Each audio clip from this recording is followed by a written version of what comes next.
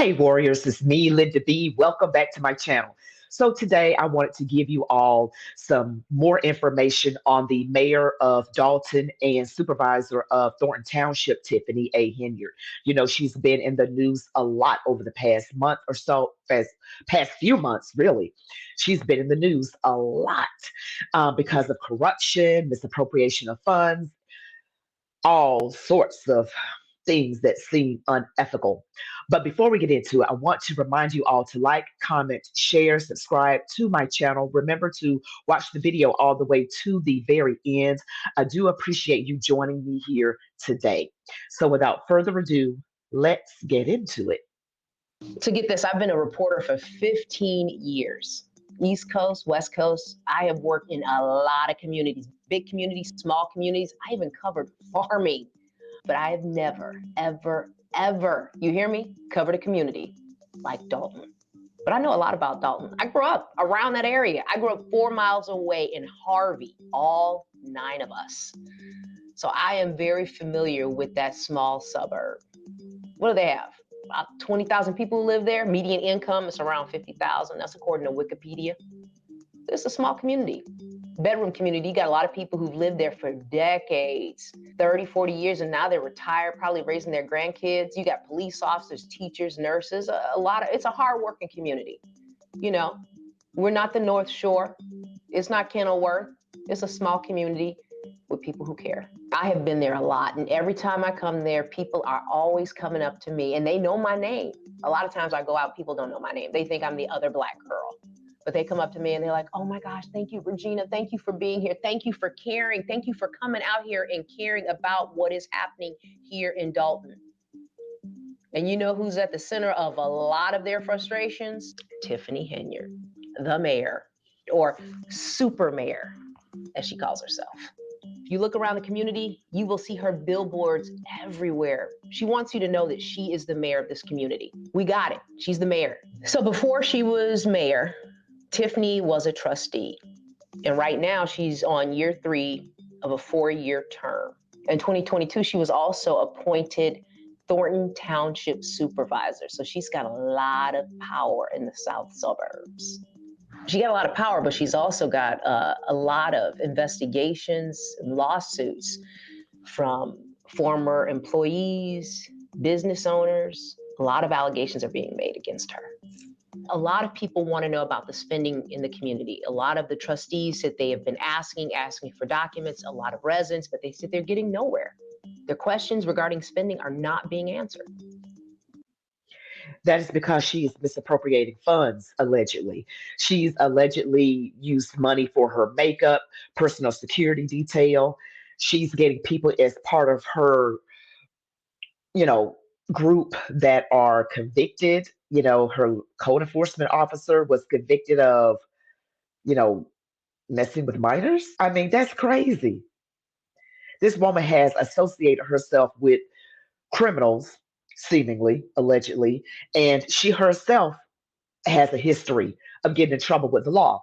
And in case you all don't know, back in through the early 2000s, maybe 2006, I can't remember quite the exact year, but she was arrested, let go a few hours later for illegal entry of vehicles. She has a mugshot.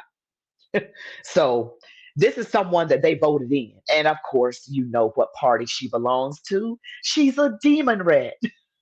I don't want to call her that, but she's part of the Democrat Party. This is an example of what I've said in my other videos. Black Democrat politician. I put emphasis on the word Democrat.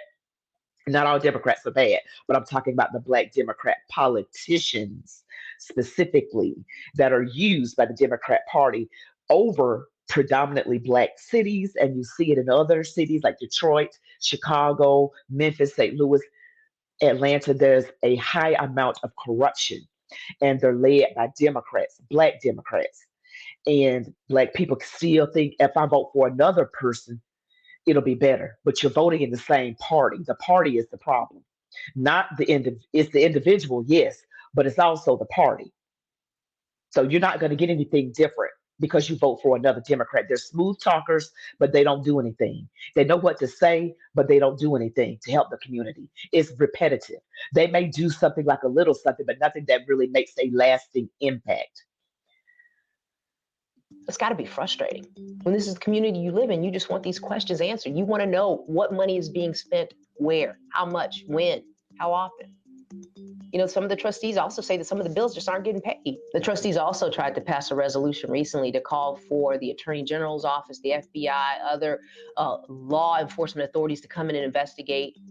But that was vetoed. But they're going to keep trying. But they're begging, they're asking for any of these law enforcement organizations to come in and investigate.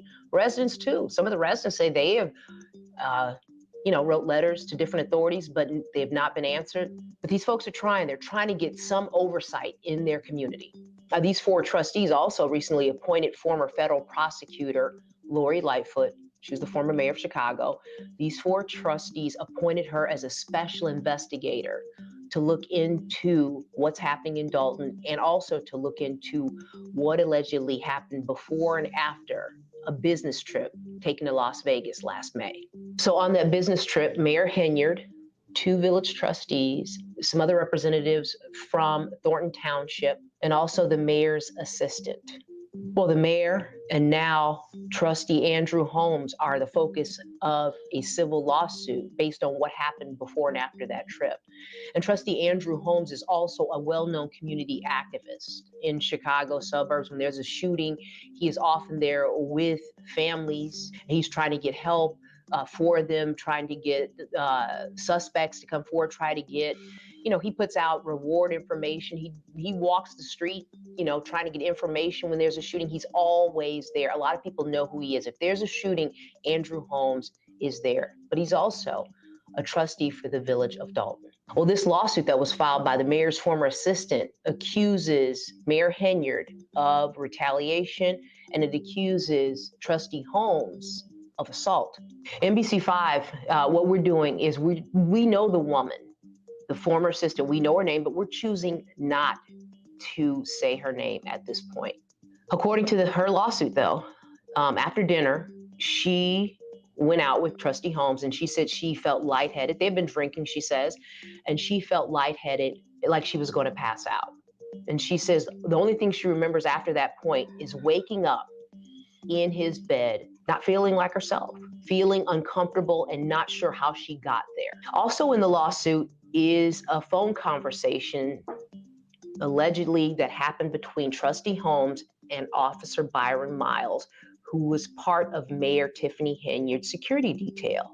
Now, according to the lawsuit, trustee Holmes called Officer Miles and told him he had unprotected sex with the woman. Trustee Holmes FaceTimes Officer Miles and also shows him the woman in his bed, moves different parts of her clothing. Again, the woman is or was Mayor Henyard's assistant. So when Officer Byron Miles gets back home, when everybody gets back home from Las Vegas, according to the lawsuit, he meets with the woman and tells the woman what trustee Holmes told him. And it's all detailed in the lawsuit that according to trustee Holmes, he had unprotected sex with the woman. So Officer Miles tells the woman that and tells her she should go to a doctor. So according to the complaint, when the woman seeks out Mayor Tiffany Henyard, she says she wants to, let her know what happened. The mayor allegedly says, if this gets out, it could ruin me. The woman says the mayor goes on to say she would take care of it.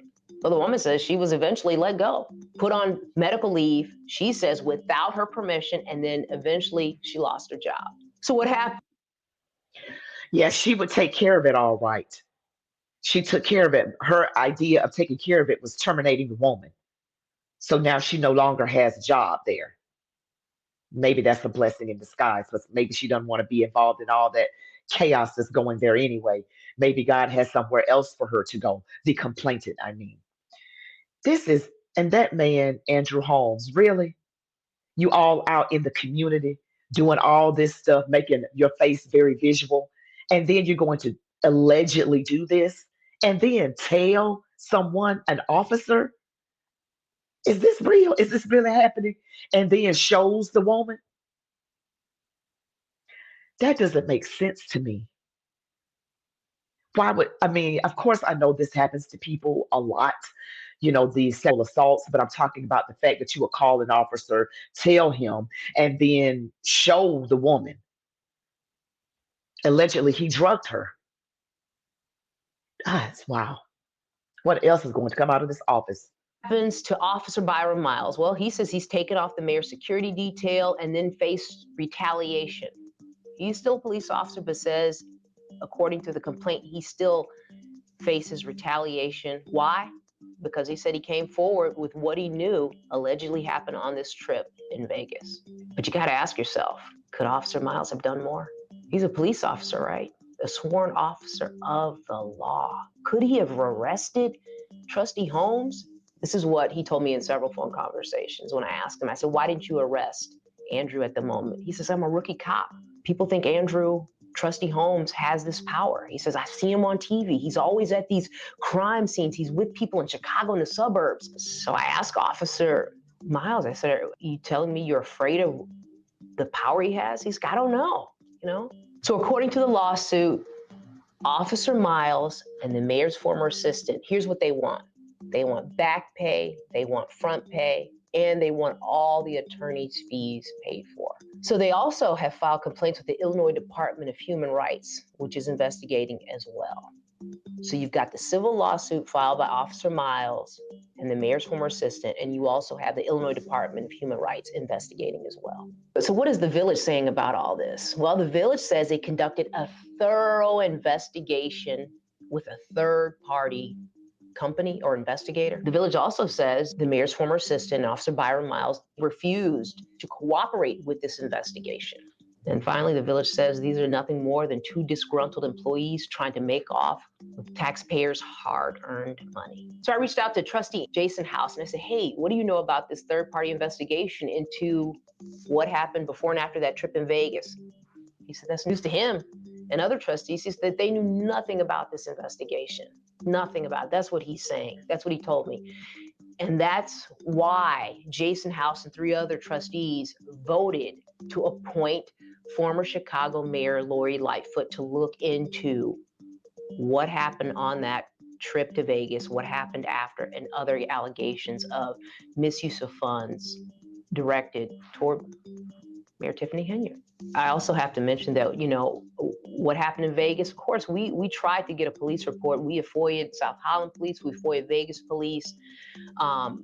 South Holland did give us a police report, but much of it's redacted, blacked out. Of course, we don't want to see the names and addresses and phone numbers. We just want a detail of what happened in this police report. Vegas said, nope, we're going to deny your request. And their reason why they denied a request, because it could invade someone's privacy. Again, we're not looking for anyone's address or phone number or anything like that. We just want a report of what allegedly happened to the mayor's former assistant when she was in Vegas and what's. I guess they're saying what happens in Vegas stays in Vegas. You don't need to know all that. What is the information detailed in that police report that's now in the hands of Las Vegas authorities? So Village Hall is for the people, right? You go there, you can pay your water bill, your tax, you can ask questions at Village Hall. It's for you to use in your village, City Hall, Village Hall is for people to go to. Businesses, maybe you're paying your tax bill, maybe you have maybe you have a question, maybe you just want some help. Village Hall, where you can go.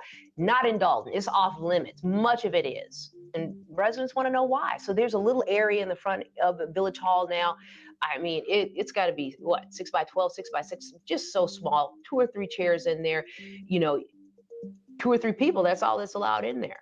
Residents are frustrated. They want to know, why is their Village Hall off limits? So we tried to find out. FOIA, asked the mayor's office, why is much of the village off limits? I was told because of threats against trustees, the mayor, other officials. So I said, let me have a copy of these threats. I want to see these threats. Who's making these threats? We're still waiting to get a copy of these threats. On social media, email, we're still waiting for these threats. The village told us it's inundated with FOIA requests. So when it's able to get to our FOIA request, it will. We're still waiting. We want to see these threats. So village board meetings, they happen twice a month. The 1st and 3rd, 6:30 at Village Hall. But man, that one at the 1st of the month, it's a doozy. I mean, it's the last one I went to. I mean, we had to pass through metal detectors, and you have people who lived in this community for 30 years, been going to a village board meeting. Never in their life have they had to pass through a metal detector. And then you know what? There were lots of people left out, and they were banging on the door and they were yelling, "Let us in, let us in," but they weren't let in. I say it was about 50 people let into that meeting, and so many other people were left outside.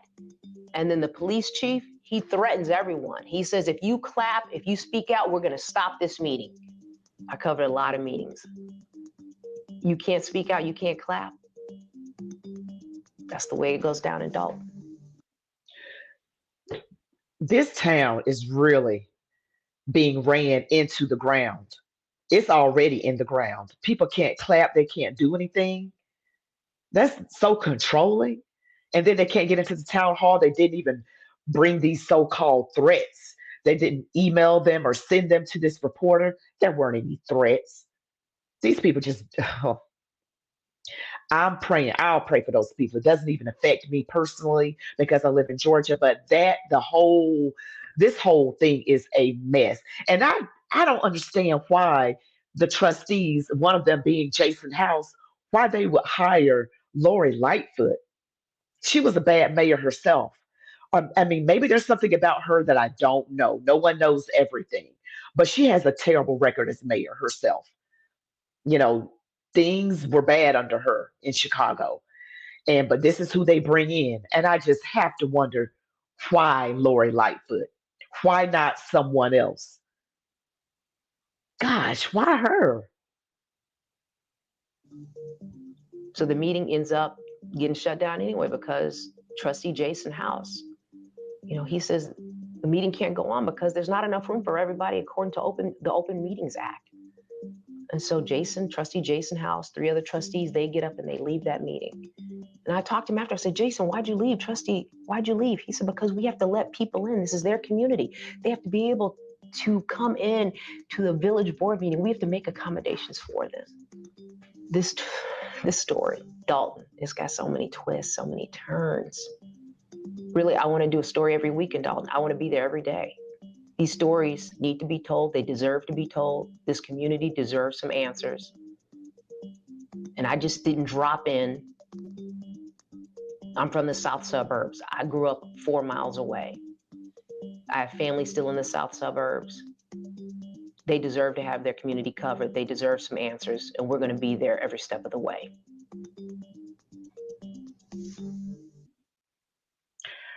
Wow. I really do pray for that place, that town, because Thornton Township, as well as Dalton, these people don't deserve what they're getting. But I just hope that this serves as a reminder to vote differently. Don't vote Democrat again, okay? And I'm not saying necessarily vote Republican, but look at the history of the person. Don't vote blue no matter who. Don't do that. That's not smart. It's just not smart. Don't do that. Look at the qualifications, look at their history. You know, definitely not someone with a criminal history. That makes no sense. You all give me your comments below what you think. Please like, comment, share, follow me. That's it for today. You all be blessed. And as I always say, march on, warriors.